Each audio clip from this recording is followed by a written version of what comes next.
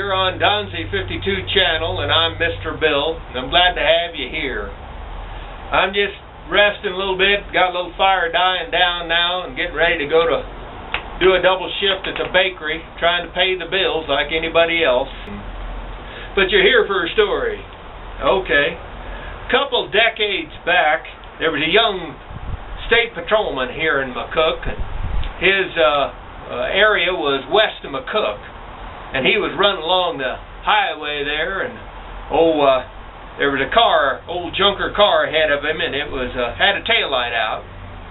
Well, he kicked on his lights and wouldn't pull over, so he kicked the siren on. That didn't stop the car either. And so what he did, he said that old junker car, though, it just headed on down out into the county, off on a county road. A couple miles, and then it pulled into a yard.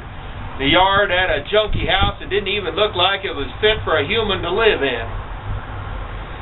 And the old cop, he pulled up there, young cop, he pulled up there, and he jumped out of his police cruiser and run up there real quick and yanked open the door with one hand, and he had his .357 Magnum in the other, and he said, "Get out of that car."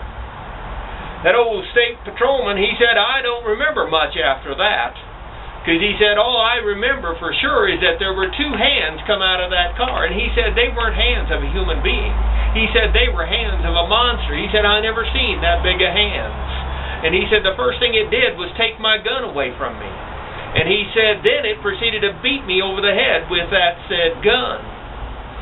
And he said he finally gave up trying to get his gun back because he was getting beat up pretty good. And he ran for it and jumped in his police car and got the devil out of there.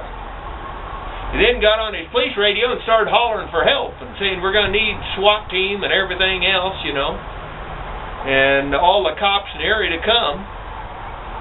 And luckily on duty was that county's sheriff, and he said, okay, tell me where you are, and the license plate, and I figured out who he had been chasing, and he said, no, we don't need a bunch of cops out here. And he said, but he's got my gun, you know, and everything. And he said, he's crazy. And the county sheriff said, I'll take care of it in the morning.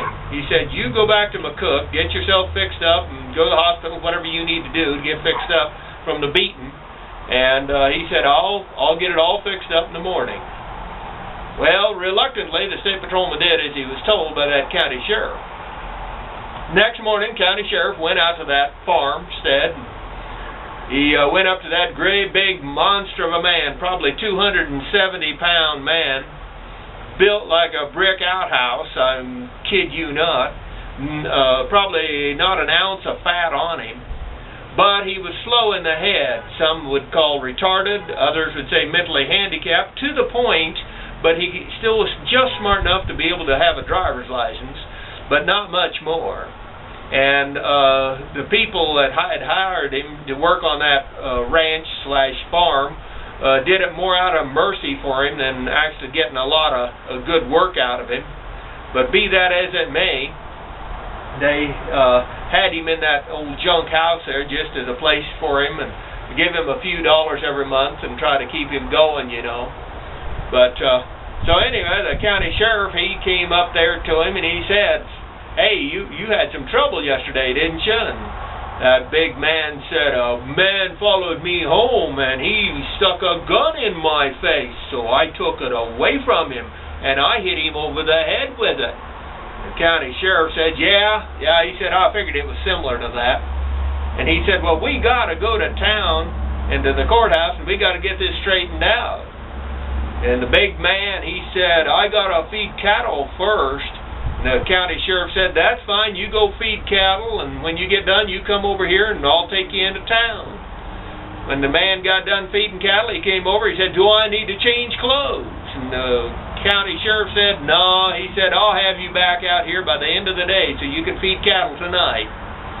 The big man said, okay, and he said, now go get the gun. And he went over and got the gun, and the gun had the barrel bent. On it, if that tells you anything of what conspired.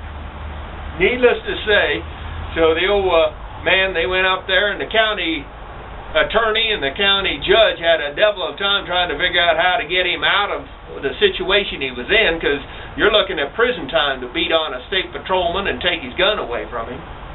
But they ended up giving him 3 years probation, I guess, if I remember it right. And of course they only did that for paperwork, because he wasn't, mentally sound or anything like that as far as that goes. Barely could, function other than just feeding cattle and doing basic odd jobs around the ranch. Never had trouble before and never had trouble since. But today, the old Homeland Security and CIA and FBI and all the law enforcement and the different outfits, they'd have been more than glad to rush out there with machine guns and gun him down. I long for the old days when there was common sense even in the law enforcement back then. Common sense. This nation needs it so much, and it has so little of it, especially in the G-men today. You rate this film. You have a good day, and I got to go make some donuts.